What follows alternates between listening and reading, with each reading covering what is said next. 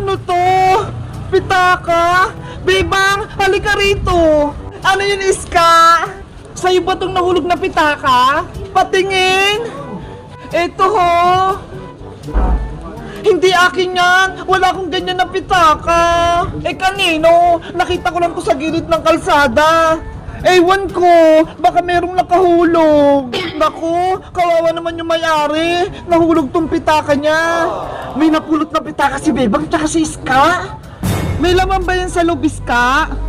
Bawal natin ito buksan, Bebang. Magagalit yung may-ari. Tignan mo lang sa loob, baka may ID para malaman natin kung sino yung may-ari.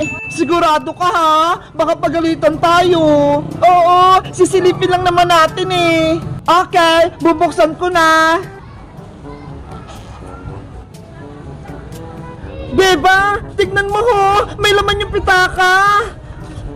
Wow! Ang daming pera! Ang yaman ng may-ari ng pitaka. Bilangin ko kung magkano to. 1,000, 2,000, 3,000, 4,000, 5,000. Ang dami niyang pera. Yung napulot din ng pitaka, maraming pera sa loob. Tignan mo sa loob, Iska, baka may ID. Walang ID dito, Bebang, pero may papel. Ito ho, reseta. Ano? Reseta ng ospital. Galing siguro sa doktor yung may-ari. Ibalik mo na sa loob yan, Iska. Saan kaya natin nahanapin yung may-ari ng may pitaka? Alam ko na, sa barangay, para sila yung magbalik. Tama, ilagay natin sa lost and found, baka may maghanap. Tara na, Iska, dalhin natin yung sa barangay Tanod. Naku, dadalhin nila sa barangay, dapat ako makakuha nun. Bebang, Iska, saglit lang. Ano po yun, Aling Tere? May nakita ba kayong pitaka? Kasi yung wallet ko nawawala, hindi ko mahanap. Pitaka po. Bebang, kay Aling Tere ata yung napulot nating wallet. Saglit lang, alamin muna natin kung talagang sa Aling Tere yung may-ari. Ano, Bebang? Iska, nakita nyo ba yung pitaka ko? Ano po bang kulay yung nawawala yung pitaka, Aling Tere? Kulay blue yun!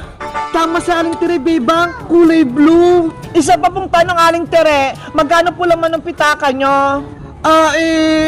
May 5,000 ata. Sigurado po kayo? Oo, 5,000 yun. Ayun narinig ko kay Iska nung binilang niya. Ano po? Narinig nyo lang? Ayun yung bilang ni Maring Sonia, yung inutang ko yung 5,000 sa tindahan. Tama sa Aling Tere, Iska. Siguro, kanya talaga yung pitakang napulot natin. Nakita nyo ba? Ibalik nyo na sa akin. Ibibili ko pa naman yun ng bigas. Pa, Aling Tere, Iska, ibigay mo na sa kanya. Ito ba yun, Aling Tere? Oo, ayun nga yun. Akin na. Mga ineng, may nakita ba kayong pitaka? Kulay blue? Nawawala kasi yung hawak kong pitaka kanina. Nandun pa naman yung pera pambili ng gamot sa sakit ko. Kayo rin po, Rola? Nawawalan po kayo ng pitaka? Oo, kulay blue yon. May laman pa naman yun ng 5,000. Sana maibalik yun. Naku, may kago pa ako sa pitaka. Yung pitaka ko, nasaan na? Nagmamakaawa ko. Kung napulot nyo, ibalik nyo sa akin. Nagmamakaawa ko sa inyo. Pambili ko yun ng gamot. Sinungaling niya matanda na yan? Ako yung tunay na nawawala ng pitaka. Sino yung paniniwalaan ko sa kanila? Tunay na nawawala ang pitaka ko. Hindi ako nagsisinungaling.